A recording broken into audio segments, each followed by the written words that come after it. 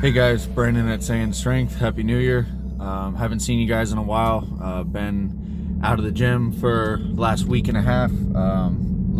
Upper left back and lower left back got really tight, and I figured, I've been training hard all year, so give myself some rest at the end of the year and then go hard at New Year. So today's January 1, we're back at it, and I want to give you guys some my 3 biggest tips for finally losing weight, finally losing that fat in the new year. That's what a lot of people set their goals for.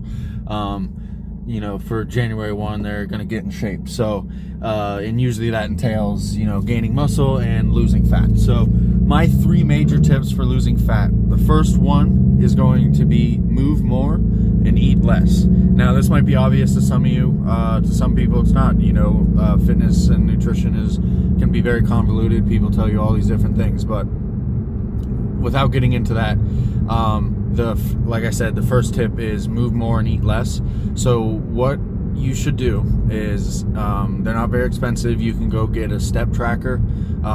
If you have an iWatch, you already got one. You got any other smartwatch, you got one. They're pretty cheap. You can buy one on Amazon, a little step tracker. Sometimes some people's phones track them for you, but you don't even need a step tracker. You know how much you move on an average day. If you're someone who works in an office, then you're like me, you're probably not moving much. You need to consciously move more, walk more, go for walks, take a break while you're at the office, go walk around the building a few times, however many times. You need to be getting, close to 10,000 steps or more every single day. If you're not getting that, then you're probably not getting good enough cardio. You're not going to be burning enough calories, and it's going to be really hard to be in a caloric deficit if you are burning very few calories a day, because that means you can only eat very few, even less calories a day.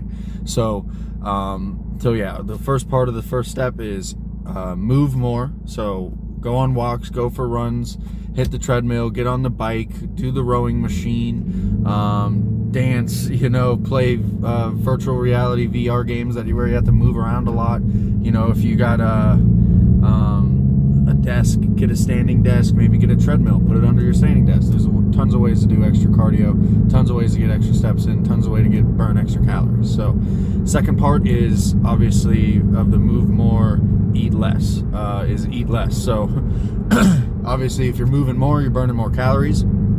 Your caloric, the amount of calories that you're burning every day is going to go up.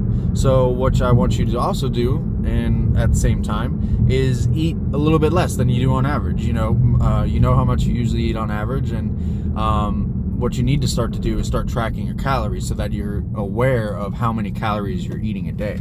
Some people have no clue. Some people don't track their calories and never have. One thing you can do is you can go online right now, go on Google and type in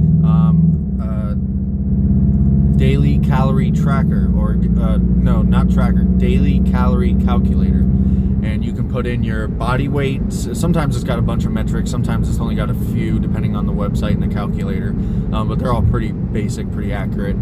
You put in your body weight, your age, your height, probably your gender, and then then maybe a few other things, and it's going to tell you how many calories roughly, because it's a calculator. It doesn't know you exactly, it doesn't know what you do every day, so it's going to tell you roughly of how many calories you're burning a day. It could be somewhere around 2,000 calories a day.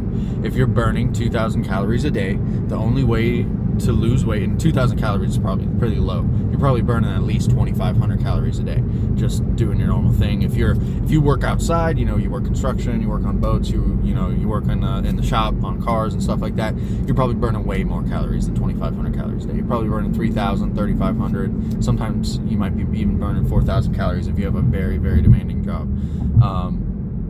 So in that case, then it's a lot easier to be in a caloric deficit. But what you need to do is, if you find out that caloric level that you're at, how many calories you're burning a day, which one way you can figure that out is you say, okay, I think I'm burning 2,500 calories a day. So what you do is you set yourself into a caloric deficit. You only give yourself 2,000 calories a day to eat. 2,000 calories a day to eat. Since you're burning 2,500, that's going to be a 500 calorie deficit. That means you're going to be burning 500 calories a day because you're in a deficit. You're not eating as many calories as you're burning. So and to lose 1 pound of fat, you need to burn 3,500 calories, and it works out pretty well. So if you do 5 times 7, so 500 times 7 days, 1 week is 3,500. So if you're in a 500 calorie deficit every day, you can burn 1 pound of fat a week. All right, that's pretty good. That's actually really good. You should be excited about that. Think about that. That's 52 weeks in a year. You can lose 52 pounds of fat in a year. I mean, if you have 52 pounds of fat to lose, like, let's be realistic here. If you're 100 pounds to begin with, you're not going to lose 52 pounds in a year because, you know, you're going to be dead. So, but anyways, like I was saying, you can burn in a 500 calorie deficit, you can burn 1 pound of fat a week. Really good for a diet. So you figure out, you set that, like I said, you think you're burning 2,500 calories, you set yourself at to eat 2,000 calories a day.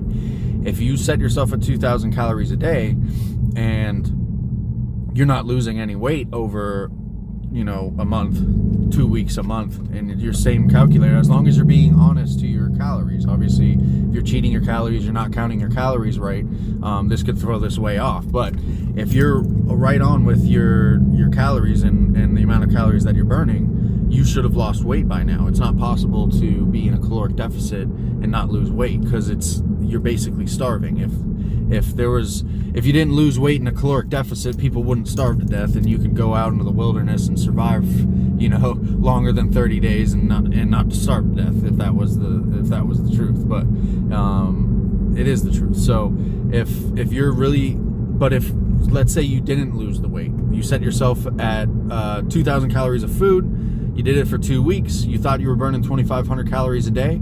Let's say you don't, you know, you work from home and you don't do anything. You don't have a dog. You don't have any pets. Like, you don't take them out on walks. Like, you don't even go outside. Then maybe you didn't lose any weight through that period, even though you've been dieting. Then that means you were wrong about the amount of calories that you're burning a day. You said it was 2,500. It's probably more like 2,000 or 2,100. So that means you need to put yourself in a lower deficit, and it can definitely be possible. If you're 150 pounds, you could easily, and you don't move at all throughout the day, you're very sedentary, then you can easily burn only 2,000 calories a day. And then if you're consuming 2,000 calories a day, that's why you didn't lose weight. So now if you're burning 2,000 calories a day, you either need to lower your caloric intake to 1,500 calories, or you need to burn more calories a day, which is what I recommend. If you're, 1,500 calories is very few calories, so you're probably going to have a hard time eating only 1,500 calories, being satisfied, getting your nutrients in and stuff. It's just going to be a really hard diet to stick to, basically, is what I'm saying. 1,500 calories is a very little amount of food every day.